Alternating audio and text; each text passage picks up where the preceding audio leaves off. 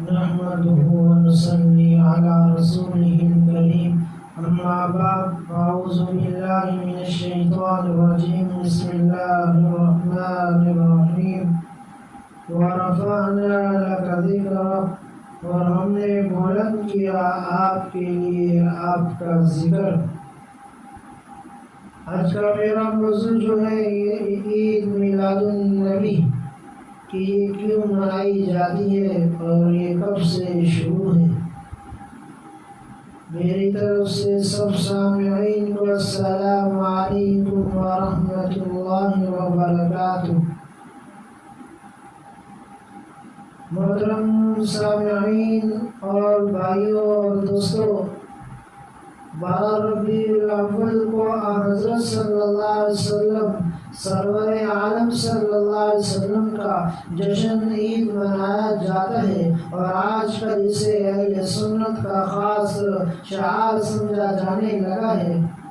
تو اس کے بارے میں کچھ بات نقل کرتا ہوں، نکات نقل کرتا ہوں۔ حضرت صلی اللہ علیہ وسلم کا ذکر خیر ایک اعلیٰ ترین عبادت ہے، بلکہ روح ایمان ہے۔ آپ صلی اللہ علیہ وسلم کی زندگی کا ایک ایک واقعہ سرما چشم بصیرت ہے۔ آپ کی ولادت، آپ کی صغر سنی، آپ کا شباب، آپ کی بعثت، آپ کی دعوت، آپ کا جہاد، آپ کی قربانی، آپ کا ذکر و فکر، آپ کی عبادت نماز، آپ کے اخلاق اور شمال، آپ کی صورت سیرت، آپ کا زہد اور تقوی، آپ کا علم اور خشیت، آپ کا اٹھنا بیٹھنا اور چلنا پھرنا، سونا جاگنا، آپ کی صلح اور جنگ اور خفگی اور غصہ، رحمت اور شفقت، تبسم اور مسکراہٹ، آپ وسلم کی ایک ایک ادا اور ایک ایک حرکت اور سکون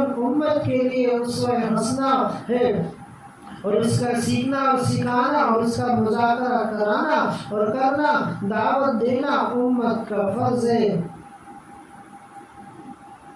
اور اسی طرح حضرت صلی اللہ علیہ وسلم کی حیات طیبہ کے 2 حصے ہیں، ایک ولادت شریفہ سے لے کر قبر نبوت تک، اور دوسرا بعثت سے لے کر وصال شریف تک۔ پہلے حصے کی جس طرح بہت سے واقعات حدیث اور سیرت کی کتابوں میں موجود ہیں، اور حیات طیبہ کا دوسرا حصہ جسے قرآن کریم نے امت کے لیے اسوہ حسنہ فرمایا ہے، اس کا مکمل ریکارڈ حدیث اور سیرت کی شکل میں محفوظ ہے، اور اس کو دیکھنے سے ایسا لگتا ہے کہ آپ سلم باہمی خوبی اور زیبائی گویا ہماری آنکھوں کے سامنے چل پھر رہے ہیں، اور آپ سلم کے جمال اور جہاں آرا کی ایک ایک ادا اس میں صاف جھلک رہی ہے۔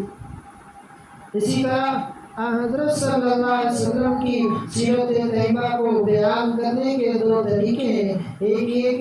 کہ آپ صلی اللہ علیہ وسلم کی سیرت طیبہ کے ایک ایک نقشے کو اپنی زندگی کے ظاہر و باطن پر اس طرح واضح کیا جائے کہ آپ وسلم کے ہر امتی کی صورت سیرت چال ڈال رفتار گفتار اخلاق کردار اور آپ وسلم کی سیرت کا مرقع بن جائے، اور دیکھنے والے کو نظر آئے کہ یہ محمد رسول اللہ صلی اللہ علیہ وسلم کا غلام ہے۔ دوسرا طریقہ یہ ہے کہ جہاں بھی موقع ملے حضرت صلی اللہ علیہ وسلم کے ذکر خیر سے ہر مجلس محفل کو معمور اور معطر کیا جائے، آپ صلی اللہ علیہ وسلم کے فضائل اور کمالات اور آپ وسلم کے بابرکت اعمال اور اخلاق طریقوں کا تذکرہ کیا جائے، آپ وسلم کی زندگی کے ہر نقش قدم پر مر مٹنے کی کوشش کی جائے۔ سلف صالحین صحابہ اور تابعین اسی طرح زندگی کا ان دونوں طریقوں پر عامل تھے، وہ حضرت صلی اللہ علیہ وسلم کی ایک ایک سنت کو اپنے عمل سے زندہ کرتے تھے۔ سلف صالحین نے کبھی سیرت النبی کے جلسے نہیں کیے، اور نہ میلاد کی محفلیں سجائیں، اس لیے کہ وہاں ہر روز عید اور ہر روز شب برات کا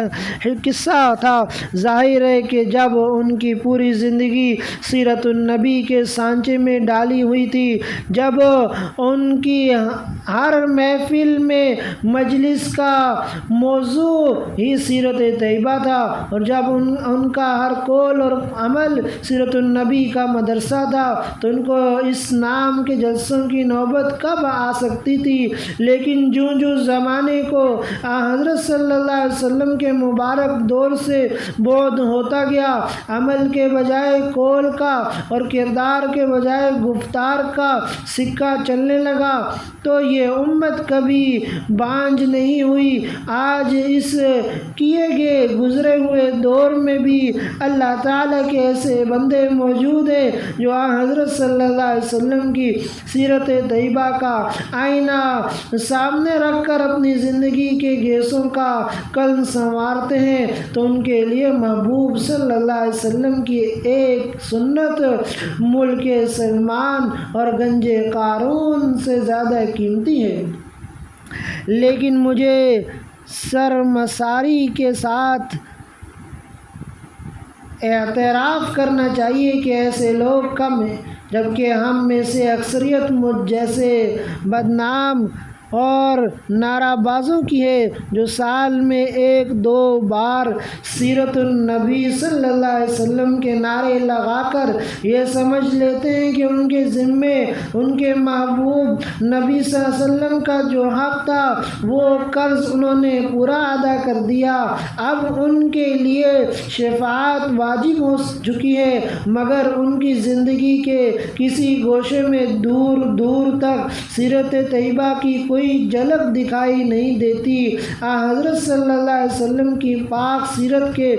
ایک نشان کو انہوں نے اپنی زندگی کے دامن سے کچھ کر صاف کر ڈالا ہے، اور روزمرہ نہیں بلکہ ہر لمحہ اس کی مشق جاری رہتی ہے، مگر ان کے پتھر دل کو کبھی احساس تک نہیں ہوا کہ حضرت صلی اللہ علیہ وسلم کو اپنی سنتوں اور اپنے طریقوں کے مٹنے سے کتنی تکلیف اور اذیت ہوتی ہوگی۔ وہ اس خوشی فہمی میں ہے کہ بس کچھ افعال ہم نے کر لیے، نعتیں پڑھ لی اور اسی طرح اشعار پڑھ لیے تو ہم نے حق ادا کر دیا، ایسی بات ہرگز نہیں ہے۔ میلاد کی محفلوں کے وجود سے امت کی 6 صدیاں خالی گزرتی ہیں، اور ان 6 صدیوں میں جیسا کہ میں ابھی عرض کر چکا ہوں کہ مسلمانوں نے کبھی سیرت النبی کے نام سے کوئی جلسہ یا میلاد کے نام سے کوئی محفل نہیں سجائی۔ محفل میلاد کا آغاز سب سے پہلے جو ہوا وہ ہوا 604 ہجری میں سلطان ابو سعید مظفر اور ابو الخطاب ابن دہیہ نے کیا، جس میں 3 چیزیں بطور خاص ملحوظ تھی۔ ایک یہ کہ 12 ربیع الاول کی تاریخ کا تعین، علماء اور صلح کا اجتماع اور ختم محفل پر طعام کے ذریعے حضرت صلی اللہ علیہ وسلم کی روح پرفتوح کو ایصال ثواب۔ ان دونوں صاحبوں کے بارے میں اختلاف ہے کہ یہ کس کمعاش کے آدمی تھے۔ بعض مورخین نے ان کو فاسق اور کذاب لکھا ہے، بعض نے عادل اور سکہ، اور جب یہ نئی رسم نکلی تو علماء امت کے درمیان اس کے جواز عدم جواز کی بحث چلی، تو علامہ فحقانی رحمۃ اللہ علیہ اور ان کے رفقا نے جو خود ساختہ قیود کی بنا پر اس میں شرکت سے عذر تھا تو اسے بدعت سیئہ قرار دیا۔ اور دیگر علماء نے سلطان کی اہم نوائی کی اور ان قیود کو مباح سمجھ کر اس کے جواز اور استحسان کا فتویٰ دیا۔ پھر جب یہ ایک بار یہ رسم چل نکلی تو یہ صرف علماء اور صلاح کے اجتماع تک محدود نہ رہی، بلکہ عوام کے دائرے میں آ کر ان کی نئی نئی اختراعات کا نقطہ مشق بنتی چلی گئی۔ آج ہمارے سامنے عید میلاد النبی صلی اللہ علیہ وسلم کی جو ترقی یافتہ شکل موجود ہے، وہ ابھی خدا بہتر جانتے ہیں کہ اس میں مزید کتنی ترقی مقدر ہے۔ اب ہمیں اس کا جائزہ لینا ہے۔ سب سے پہلے دیکھنے کی بات تو یہ ہے کہ جو فعل صحابہ اور تابعین کے زمانے میں کبھی نہیں ہوا، بلکہ جس کے وجود سے اسلام کی 6 صدیاں خالی چلی آئی ہیں، آج وہ اسلام کا شعار کہلاتا ہے، اور اس شعار اسلام کو زندہ کرنے والے عاشقان رسول کہلاتے ہیں۔ اور جو لوگ اس نو ایجاد شعار اسلام سے ناآشنا ہوں، ان کو دشمنان رسول تصور کیا جاتا ہے۔ اِنَّ لِلَّهِ وَإِنَّ إِلَيْهِ راجعون۔